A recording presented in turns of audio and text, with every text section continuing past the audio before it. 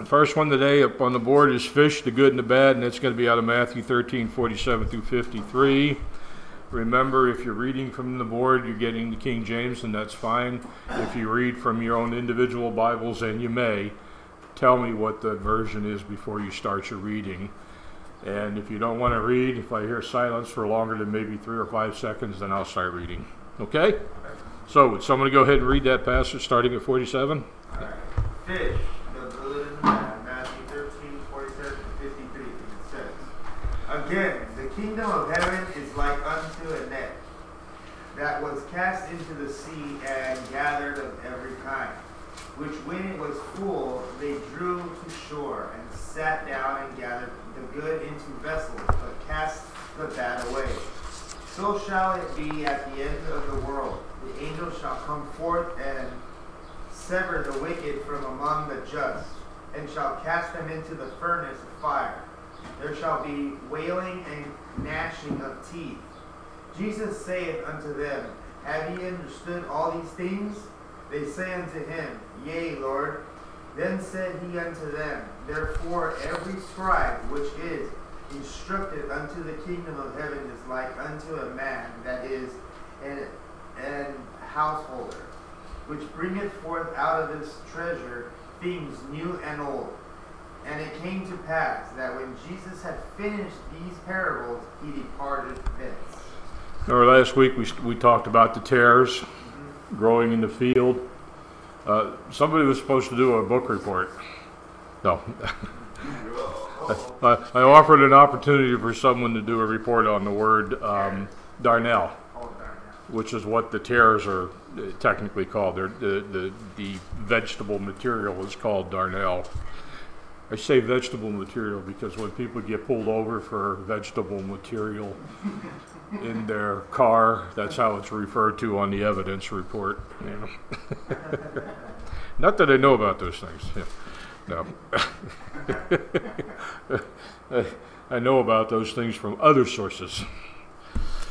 My brother would never let me smoke one marijuana stick ever. He'd buy a nickel or a dime bag. Remember that? He gets so mad. You know, but he would never let me do that. And thank God. You know, I mean, I was an inveterate smoker by then, but only of cigarettes. You know. You drink, though. Yeah. You're in the Navy. Hey. Yeah, Air Force. I'm sorry, you're in the Air Force. Yeah, well, no, you know, and my story is by the time I got in the Air Force, I was actually pretty much finished with my drinking. Oh, yeah, that's right. Which was well before it was legally allowed to. Yeah. But rum and coke was my thing primarily. Yeah, anyway. Dr. Troy, Tuesday, Dr. Troy mentioned that he never had a sip of alcohol in his life. I believe him too. Yeah, I was like, ugh. Yeah, it's hard to imagine. Taste of wine, nothing. Yep. Yeah. Yeah. If he was a Catholic, he would have drunk some wine for sure, you know. But no, yeah, I remember he says things. He says things, and yeah, he's that guy. He hasn't been preaching since he was 9, right? Yeah. Yeah, he was it a 9 or 12? he was a pastor at age 16. Mm-hmm. Yeah. Wow. Yeah. Yeah, he's quite a man. You see him on. You can see him on Facebook. You know, he's helping his granddaughter. Battle cancer? The other better than that. They have a zip line. Todd, his grandson, and Todd and gosh, I can't believe I can't remember his wife's name. But anyway, their granddaughter. They have a little zip line in their backyard because it's it's up in the Coeur d'Alene area, and they live out in the sticks, so to speak. So they have her on a little bit of a zip line, maybe 100 feet or so, which is pretty cool. Yeah. But anyway, this one they talk about the fish, the good and the bad. Yeah, that's the time of separation. That's the time when the folks that aren't Christian find out that they're not, or people who think that they are Christians but aren't. It's pretty scary. What did it say? Like cast them into the furnace? Yeah. I'm not going to go in the furnace. Yeah. Hell's as unimaginable as is heaven, but they're polar opposites, obviously. You know, we can't even begin to imagine what heaven's like, but the beauty of that is we can imagine and imagine and imagine. It's still going to be way better than all of that. Hell, if we can imagine what that's like, it's going to be way worse than that. I know that one picture of Dante's Inferno. It doesn't begin to capture it. Just imagine. I couldn't imagine feeling that burning sensation for eternity, like forever. Yeah. But the real thing is the separation from God. Yeah. You know, we can call on God anytime we want. We do it through prayer. We do it through talk. We do it through whatever. We do it through confession. You know, but for the unbeliever, terrible thing. yeah.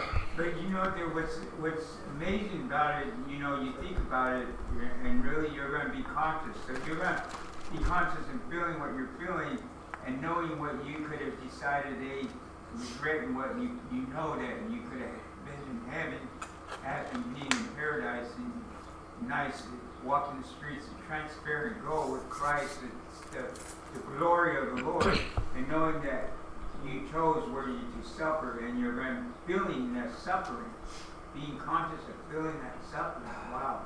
Yeah. That's terrible. That's just another stroke of the agony that's going to be available to those folks. Because if this is your gnashing of teeth, grinding your teeth, and Yeah. pain, and man, you gotta be conscious, man. That's gotta really be hurting, man. You gotta. Every time I just can't imagine that. And Ken does a good job because every time I think of gnashing of the teeth, I think how Ken described it, especially with his veins popping out of his neck when he does it. Yeah, especially since he's right now working on getting a tooth taken care of that's giving him some problems. Yeah. Oh, maybe I'm sharing too much. Hey, Ken, I apologize for that if you're listening, if you're watching.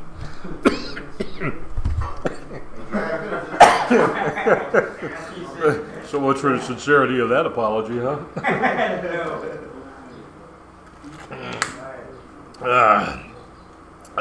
You know, you're talking about the bad part of it, you know, but you know, we do a prayer thing at the church that I attend, you know, and it's just before service starts.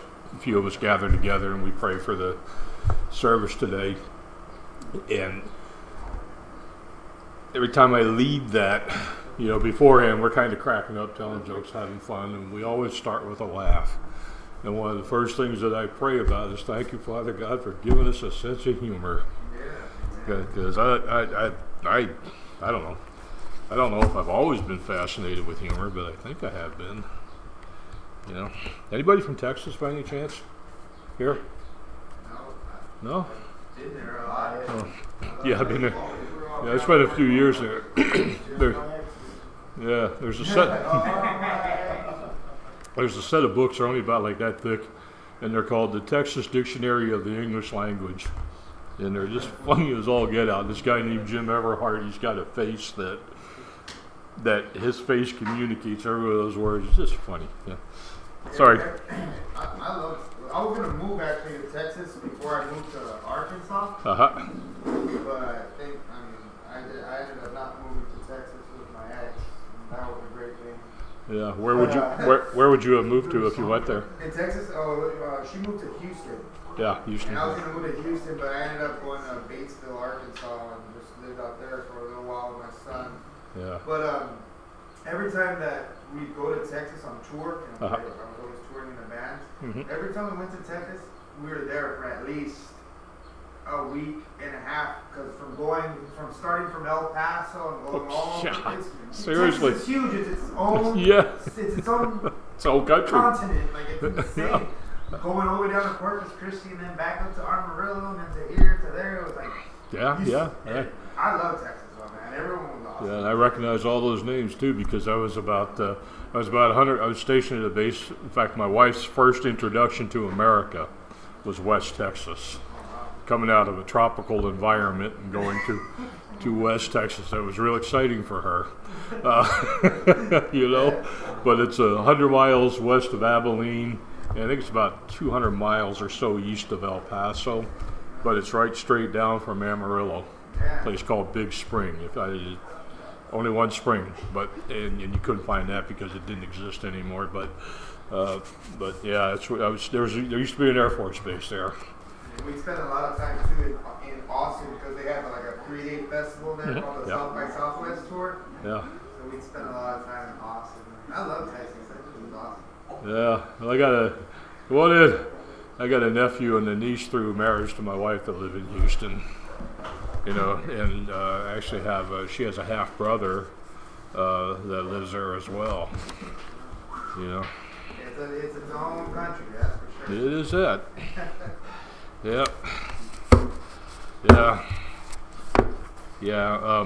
Big Spring was pretty much considered a redneck town, and I don't use that as a phrase to vilify or anything, but that's just what it was, you know. But when the Vietnamese refugees came out of Vietnam in April and May of 1975, a lot of them landed there. Yeah, and I knew that because 11 of them landed in my 2-bedroom base house. My wife's family and one fiance, you know. But then there were a whole bunch of other Vietnamese came there, and it was amazing to see this town full of rednecks open their arms up to these Vietnamese refugees. Oh, yeah. It was incredible. A lot of people talk smack about Texas sometimes, but when I was there, every city that we went to, everyone wanted to take pictures of, oh, you guys from California? You know, like, we got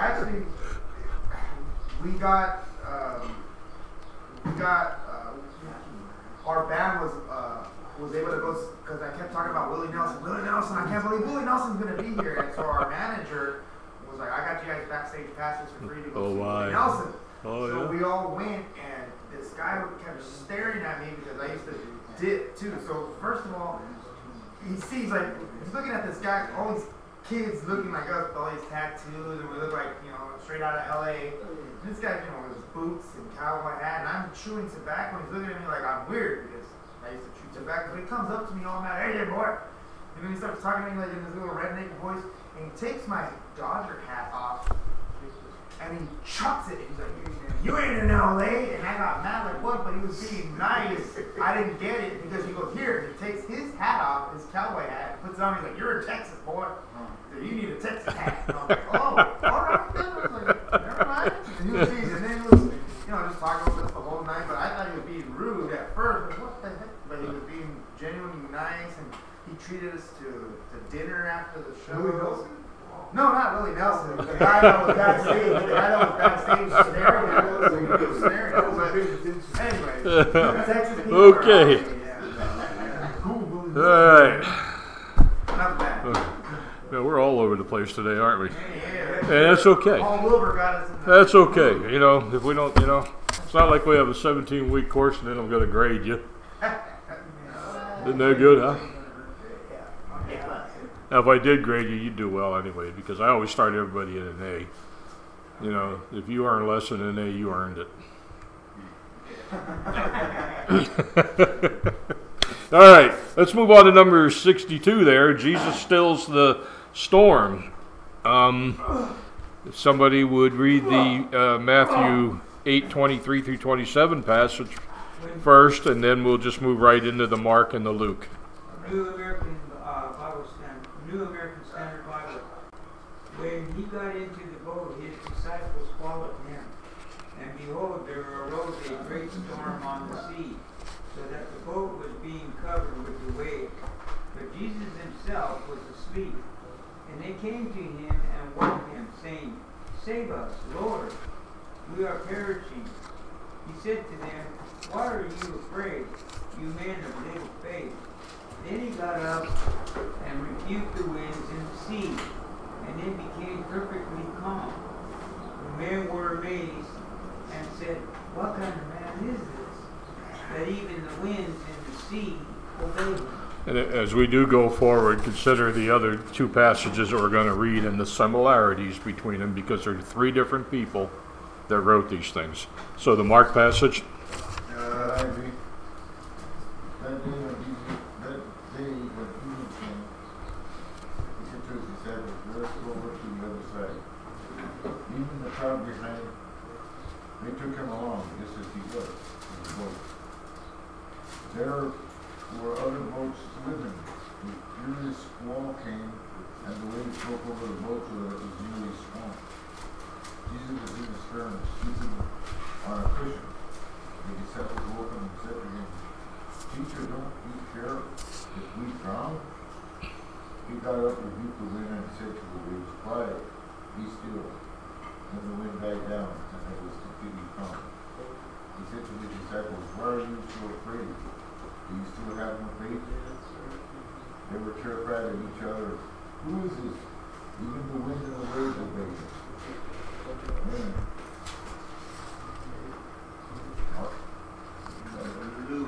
ESV, Okay. it's English Standard. All right.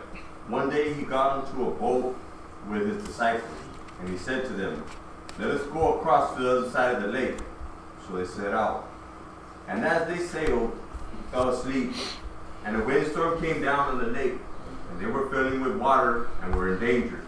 And they went and woke him, saying, Master, Master, we are perishing.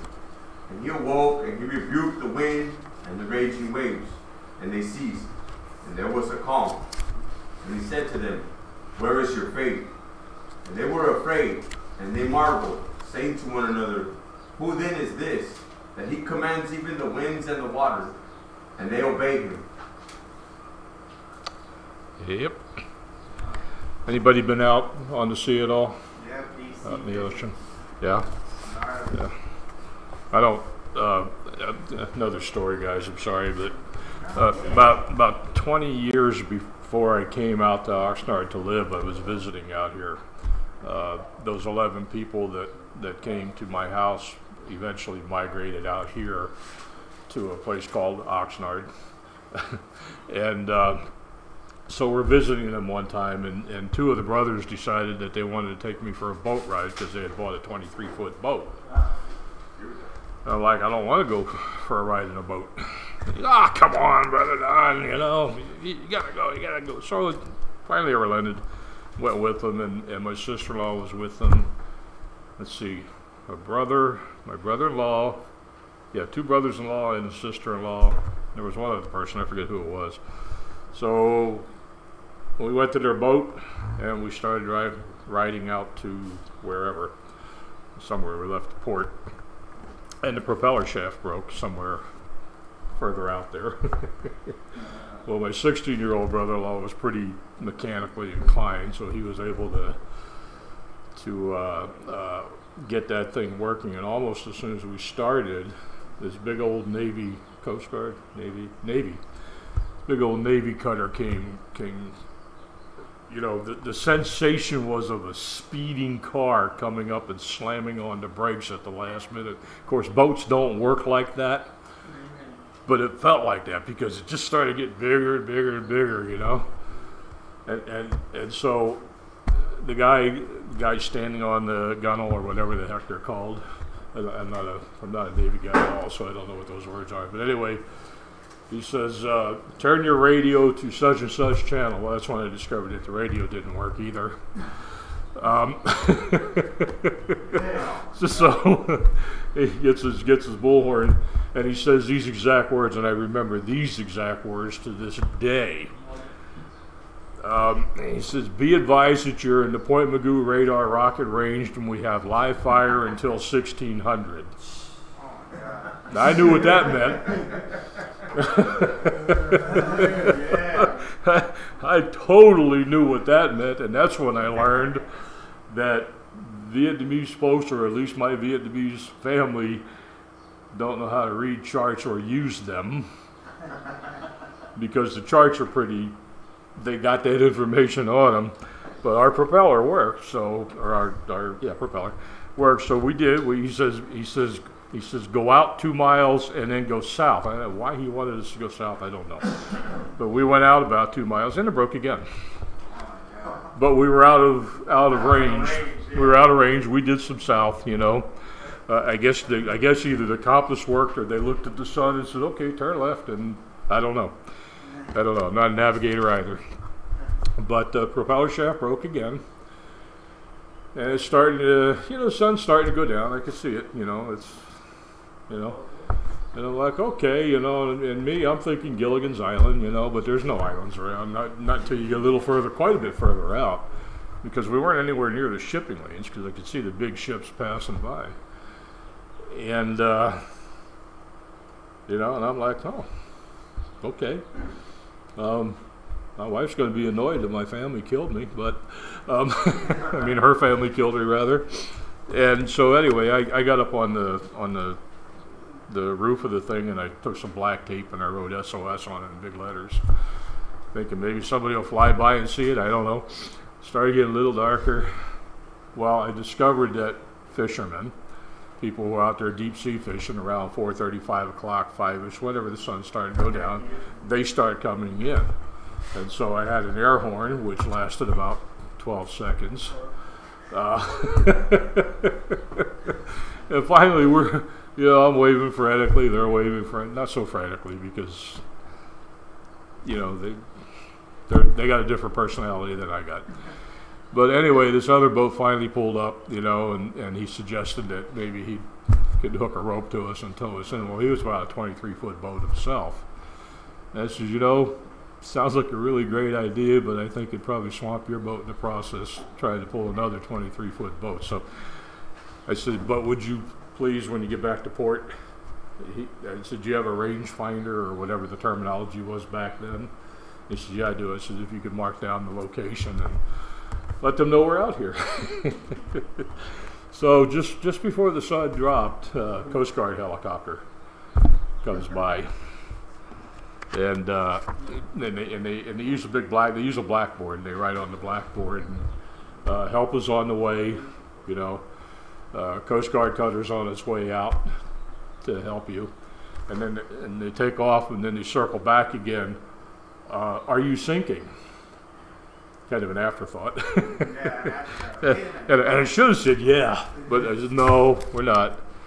And then it got dark, and then the Coast Guard cutter showed up with the lights and all that stuff. And if you've ever been towed by a Coast Guard vehicle, boat, I guess you call it, one of the first things they do is lay out a lot of line, because the last thing they want you to do is crash into them if they have to get out of the way. But here we are at 23 foot in this Coast Guard cutter, and we're going through most of the waves, not bouncing around over them or anything, but going through them. Got back to port. You know what they wrote them up for? You know what they wrote my brother-in-law up for? No fire extinguisher. Oh, they had to get him for something. As far as I know, we didn't have safety vests either. And they wrote them up. I'm like, oh well. But I was safe, and that became a family legend for years. And then when they came out here and moved, first thing they said was, "Hey, you want to go out for a boat?" No. Forget that. All right. Enough of the war stories again, but let's go into the deliverance of a demoniac. That's actually the AI there is supposed to be IA. It's just transposed. So we got a Matthew, and we have a Mark, and we have a Luke passage on that one. So somebody will now take the Matthew 8:28 through 34. That word incidentally is Gergesenes when you get there. Yep.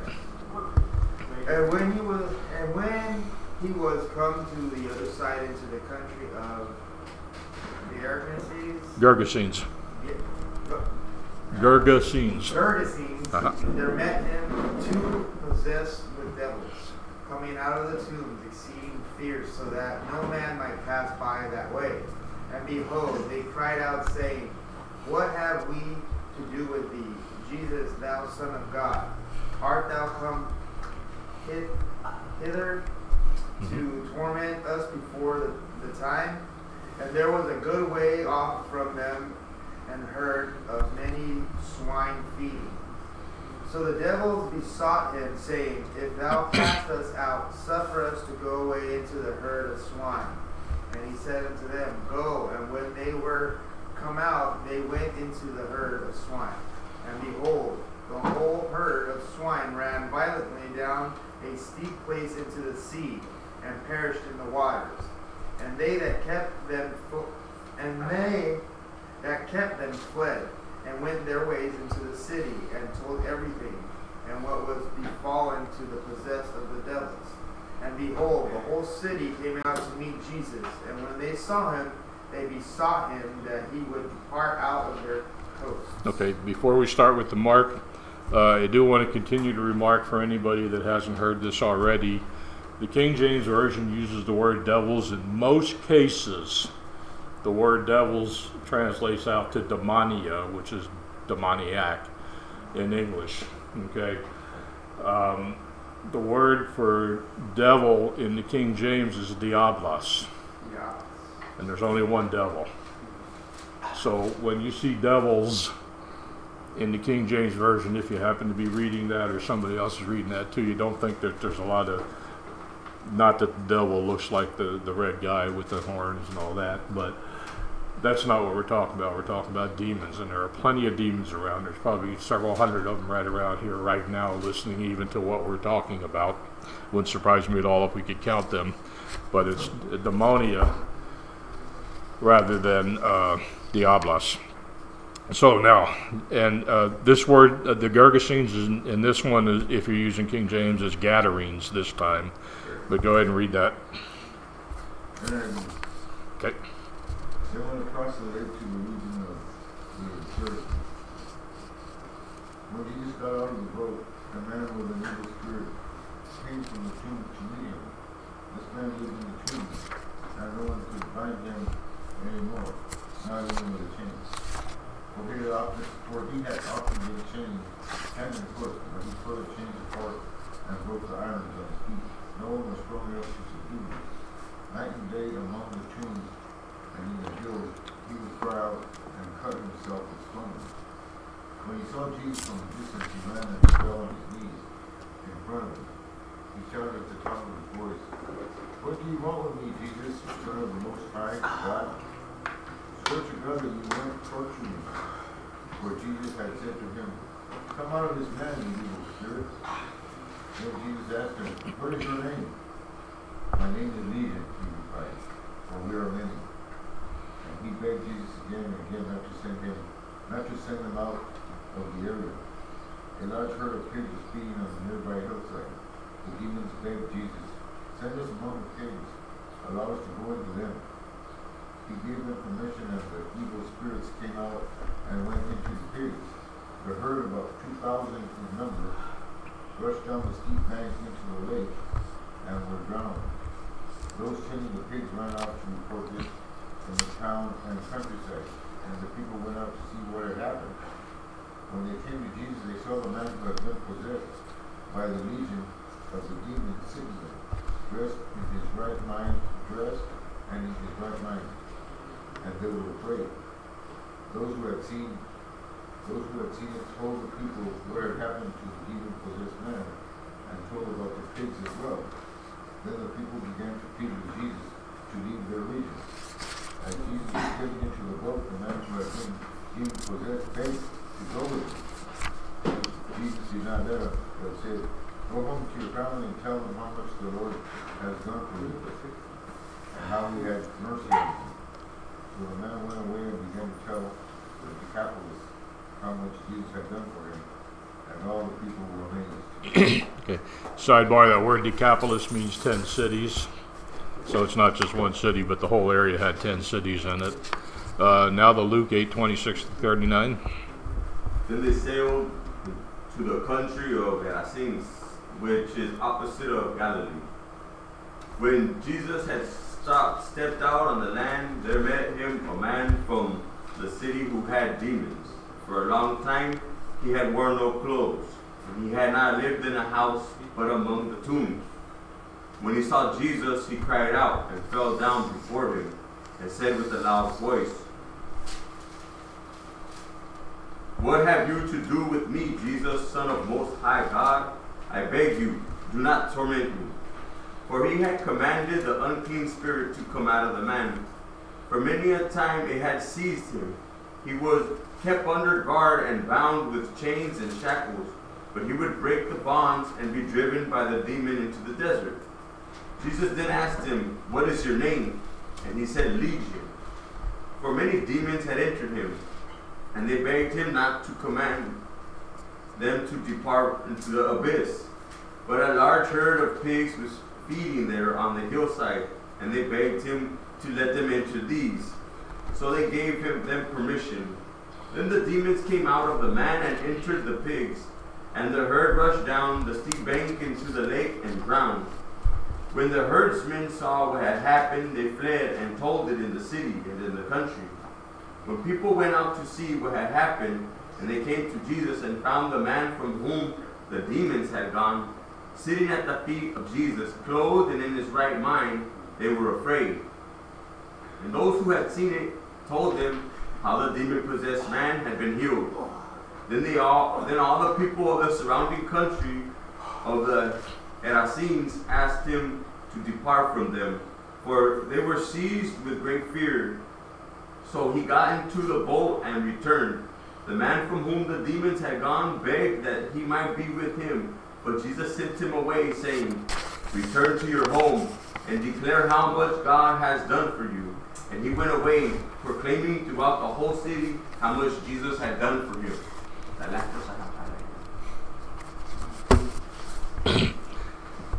How many? I think most of you also know that when Jesus asks your question, he's not seeking information. He's God. Yeah, you already know the answer.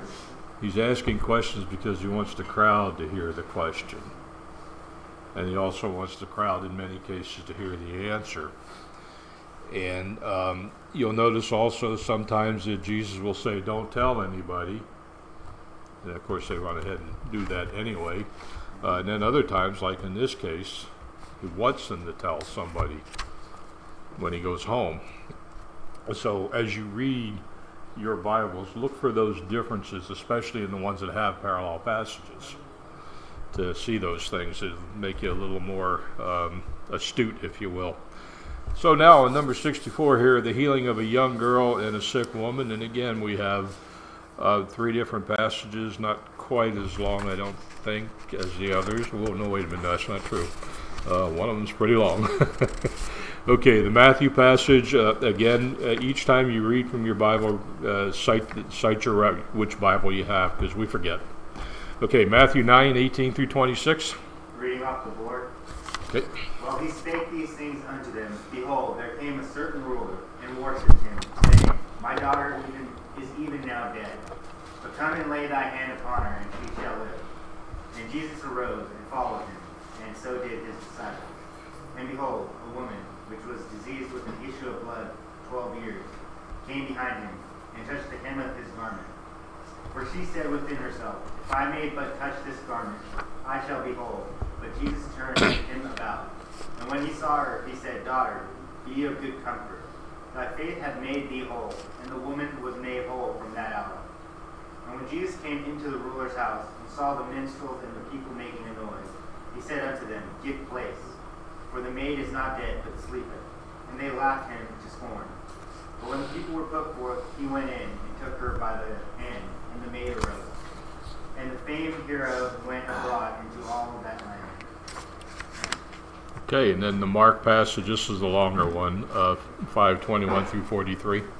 Reading off the board. Okay. And when Jesus was passed over again by ship unto the other side, much people gathered unto him, and he was nigh unto the sea. And behold, there cometh one of the rulers of the synagogue, Jairus by name. And when he saw him, he fell at his feet, and besought him greatly, saying, My little daughter lieth at the point of death. I pray thee, come and lay thy hands on her, that she may be healed, and she shall live. And Jesus went with him, and much people followed him and thronged him.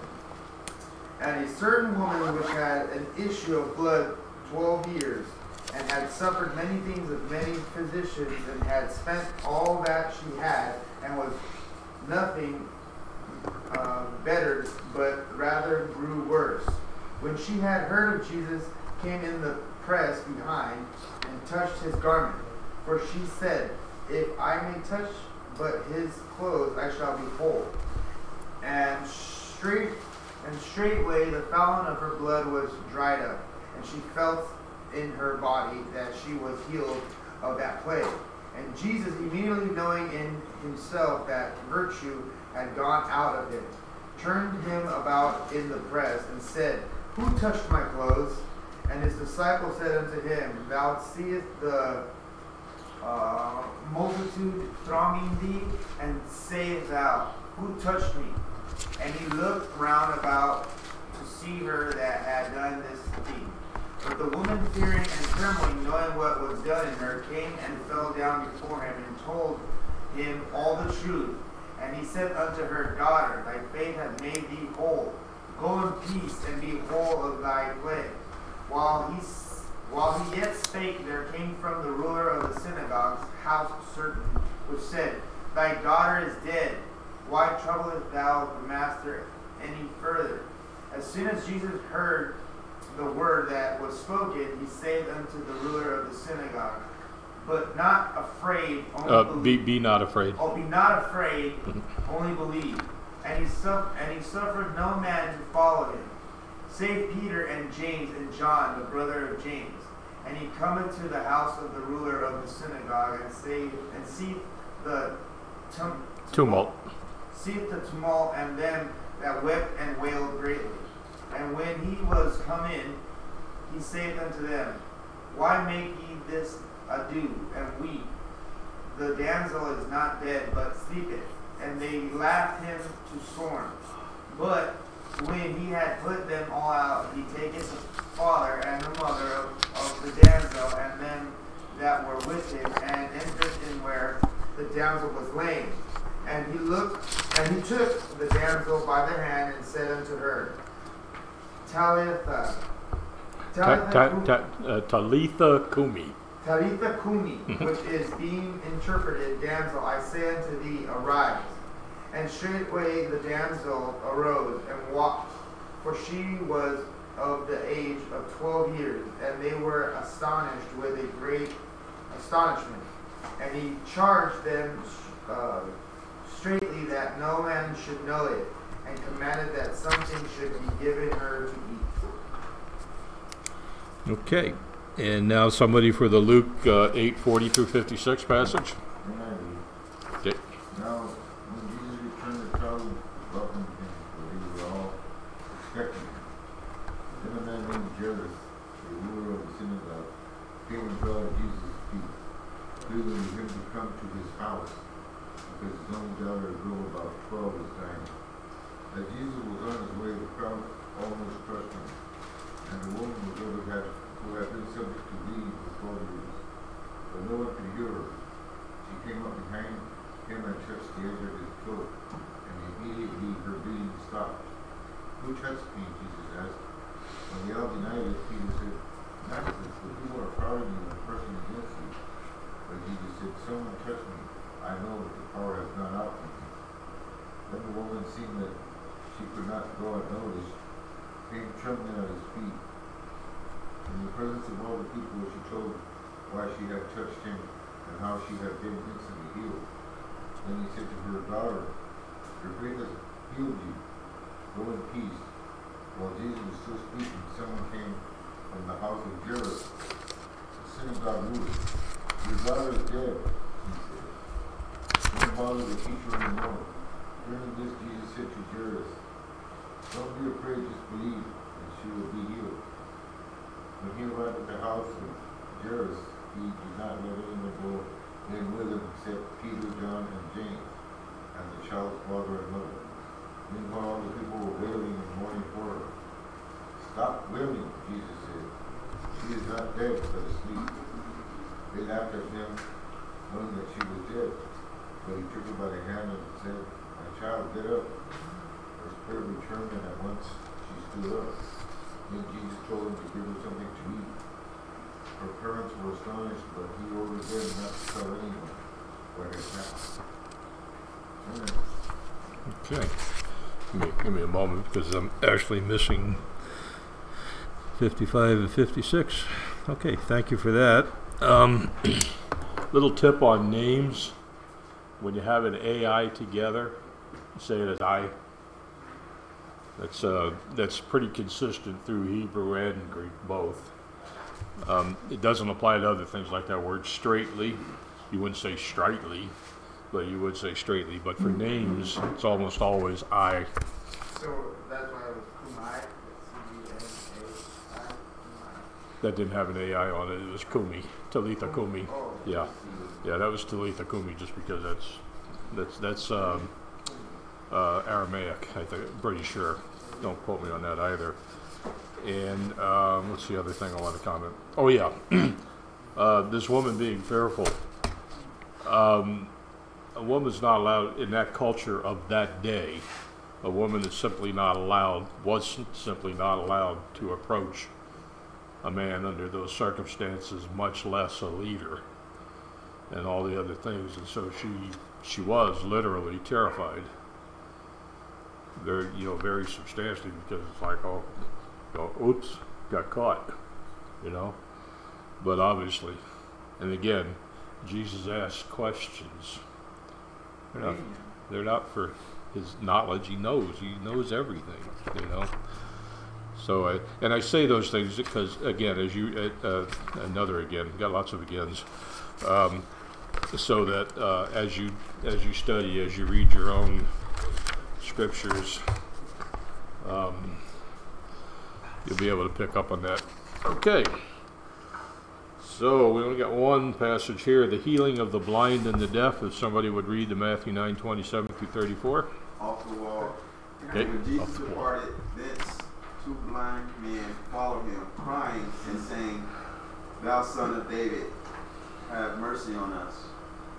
And when he was come into the house, the blind men came to him. And Jesus said unto them, Believe ye that I am able to do this? They said unto him, Lord.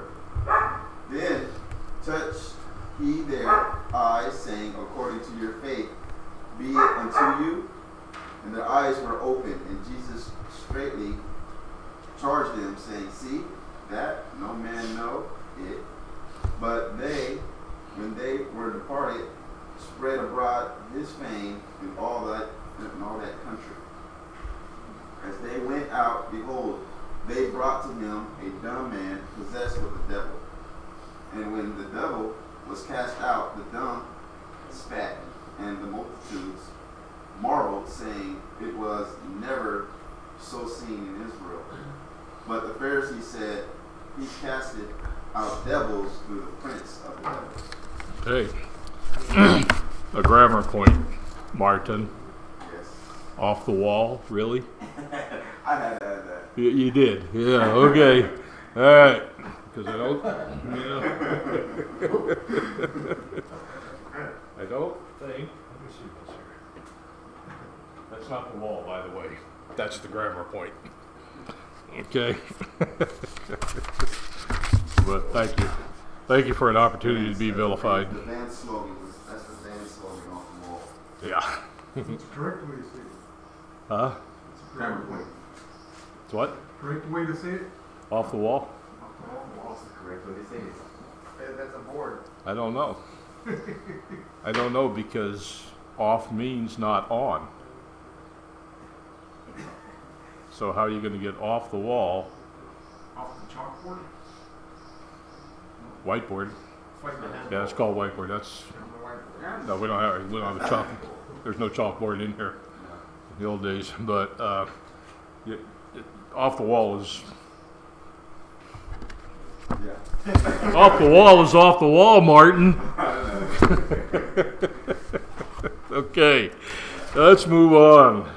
Got two passages about the second rejection of Jesus at Nazareth in Matthew 13. Would somebody read that? When he come into his own country, he taught them in their off the wall. Synagogue. What's that word? Synagogue. Synagogue, in so much that they were Astonished. And it said, Where hath this man this window and these mighty works? Is not this the carpenter's sons? Is not his mother's called Mary, and his Brethren, say brethren. James and Joseph, and Simon and Judas, and his sister, are they not with us? Whence? Whence then have this man all these things? And they were offered in him. Offended. Offended him. Jesus said unto them, a prophet is not without honor, save in his own country and in his own house. And he did not many mighty works there because of their unbelief. Okay. All right, you want to scroll up to get the mark on the top there because it says 1 through 1a, but it does go all the way to 6. So somebody would go ahead and read that then. It's on the board, on the whiteboard. Come on. And he went out from thence and came into his own country, and his disciples followed him. And when the Sabbath day was come, he began to teach in the synagogue, and many hearing him were astonished, saying, From whence hath this man these things? And what wisdom is this which is given unto him? And even such mighty works are wrought by his hands. Is not this the carpenter, the son of Mary, the brother of James and Joseph, and of Judah and Simon? And are not his sisters here with us? And they were offended at him. But Jesus said unto them, A prophet is not without honor, but is his own country, and among his own kin, and in his own house. And he could there do no mighty work, save that he laid his hands upon a few sick folks, and healed them. And he marveled because of his unbelief, and he went round about the villages teaching. So in his own town, he was not well thought of at all. And that's what that means. You know, he was rejected. He was rejected by the leaders, the people of the synagogue who presumed to speak on behalf of all the people. So when they say he was not without honor in his own town, and okay,